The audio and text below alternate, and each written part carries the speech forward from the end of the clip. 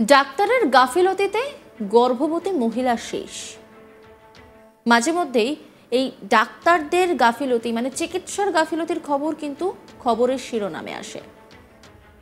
অভয়াকাণ্ড হবার পর মানে 9 আগস্টের ঘটনার পর ঠিক যেমন প্রতিবাদের ঝড় উঠেছিল, ঠিক তেমনভাবে জুনিয়র ডাক্তাররাও প্রতিবাদ দেখিয়েছিলেন। তারা রাজপথে নেমেছেন, তারা ধর্নায় বসেছেন, তারা অনশন করেছেন। নিরাপত্তার দাবি কিন্তু মূল দাবি তাদের ছিল। কর্মক্ষেত্রে নিরাপত্তার কথা যেমন বলেছেন, ঠিক তেমনভাবে কিন্তু তারা এটাও বলেছিলেন যে অনেক সময় রোগীর আত্মীয় পরিজনদের থ্রেটের মুখে তাদেরকে পড়তে হয়। চিকিৎসার গাফিলতির পর যখন নিজের খুব কাছের মানুষকে মানুষ হারিয়ে ফেলে, তখনই মেজাজ হারিয়ে ফেলেন। এবং সেই মেজাজ হারিয়ে ফেলার পর অনেক সময় এমন অনেক কাণ্ড ঘটিয়ে ফেলেন যেটা করা উচিত না।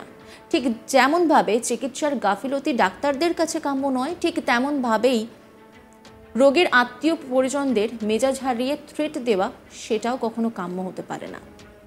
তবে চিকিৎসার গাফিলতি কখনো যদি নিজের কাছের মানুষকে কেড়ে নেয়, সেটা কিন্তু ভীষণ খারাপ একটি জিনিস। চিকিৎসার গাফিলতিতে প্রসূতির মৃত্যুর অভিযোগ চাঞ্চল্য ছড়ালো অশোকনগর এলাকায়। অন্তঃসত্ত্বা গৃহবধূর চিকিৎসায় গাফিলতি আর তার কারণেই প্রাণ গেল ওই গর্ভবতী মায়ের। ঘটনায় রীতিমতো চাঞ্চল্য। মৃতের পরিবারের তরফ থেকে চিকিৎসায় গাফিলতি সহ তাকে শেষ করার অভিযোগ দায়ের করা হয়েছে চিকিৎসকের বিরুদ্ধে।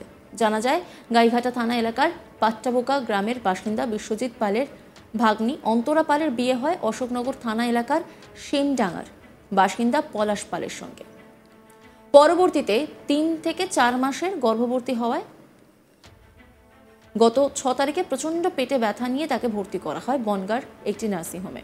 সেখানেই চিকিৎসক মলয় কৃষ্ণ সাহার তত্ত্বাবধানে চিকিৎসা শুরু হয় তার।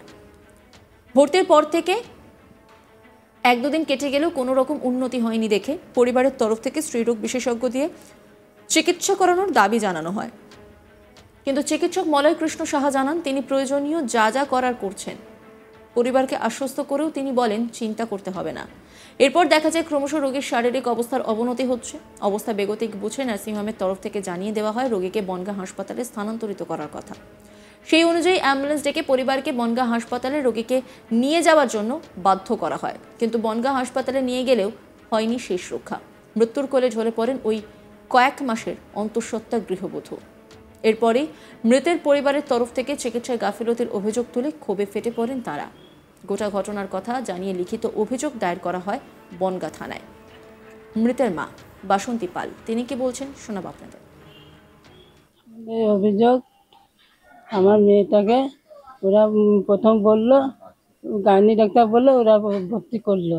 করে নিয়ে পরবর্তী জানতে পারলাম যে আমার মেয়ে যখন চিকিৎসা হলো, তারপর মেশিন ডাক্তার, আমার মেয়ে কোনো চিকিৎসা হয়নি। ওরা যদি বলতে পারতো যে আমার ছুটি দিতে, ট্রান্সফার করতে, যে আমরা চিকিৎসা করতে পারবো না, তখন আমরা অন্য ব্যবস্থা করতাম। বা যখন শেষ সময় তখন আমাদের কিছু বলে নাই, ওরা নিজেরাই ফোনে যোগাযোগ ট্রান্সফার করলো, ফোনে নার্সিংহোম থেকে নার্সিংহোম কর্তৃপক্ষই ওরা নিয়ে গেছে হাসপাতালে। হ্যাঁ। কিসের জন্য আপনার মেয়ে নার্সিংহোমে ভর্তি হয়েছিল? আর মেয়ে বাচ্চা সিজার হবে বলে ভর্তি হয়েছিল। আর ওরা প্রথম ভাবছে নর্মালে করবো, ডাক্তার বলছে নর্মালে হয়ে যাবে। নর্মাল হয়নি, 2 দিন দেখছে তারা, কেন তারপরে তোরা ট্রান্সফার কর, তোরা পারবি না কেন বল। আপনার মেয়ে গর্ভবতী ছিল? হ্যাঁ। বাচ্চা কি মারা গেছিল? হ্যাঁ, মারা গেছিল ভিতরে। সেটারই চিকিৎসা করার জন্য নার্সিংহোমে নিয়ে গেছে। হ্যাঁ। তারপরে কি ঘটে? তারপর সে আমাদের না জানে, আমি উপরে উঠছিলাম, তখন ডাক্তার বললো আপনার মেয়ে ট্রান্সফার করে, আপনার মেয়ে নিয়ে আসছে অন্য জায়গায়। কোথায় নেবেন? এই যে হসপিটালে নিয়ে আসছে। তা প্রথমে ওরা যখন ওটিতে নিল, ওটিতে নিয়ে বললো যে ব্লাড নেই। তখন তারা বেরোতে ব্যবস্থা করতে পারতো, তারা বেরোতে ব্যবস্থা করিনি। কিন্তু ব্যবস্থা তো করতে গেছিল, অনেক সময় নিয়েছে, তা আমার বেরোতে জন্য আমার মেয়েটা মারা গেছে।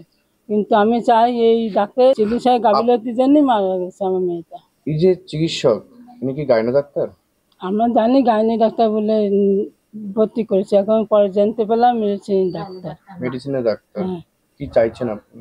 আমি চাইছি এই আমার যেরকম কোল খাইয়েছে আর যেন কোনো মার কোল খালি না হয়, সেটা আমি চাই, সে বিচার চাই আমি।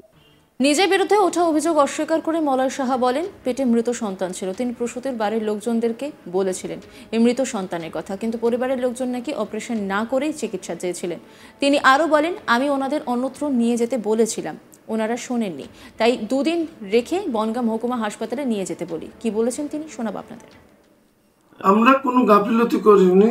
সে 15 সপ্তাহের আমাদের কাছে 6 তারিখে যখন আসে, 15 সপ্তাহের মৃত বাচ্চা আইইউএফটি আল্ট্রাসোনোগ্রাফি করেই এসছে, এবং সেটা তার আগেই, অনেক আগে তাদের কাগজপত্র দেখলাম, তারা 15-20 দিন আগেই বাচ্চা মারা গেছে।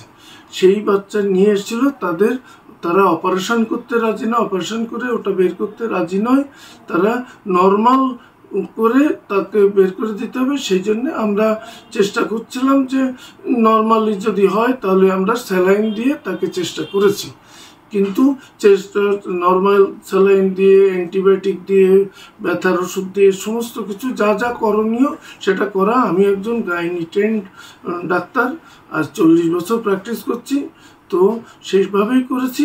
কিন্তু তারা অপারেশন করতে কোনো মতেই রাজি নয় বলে সেই জন্যে আমরা 2 দিন রেখেছি।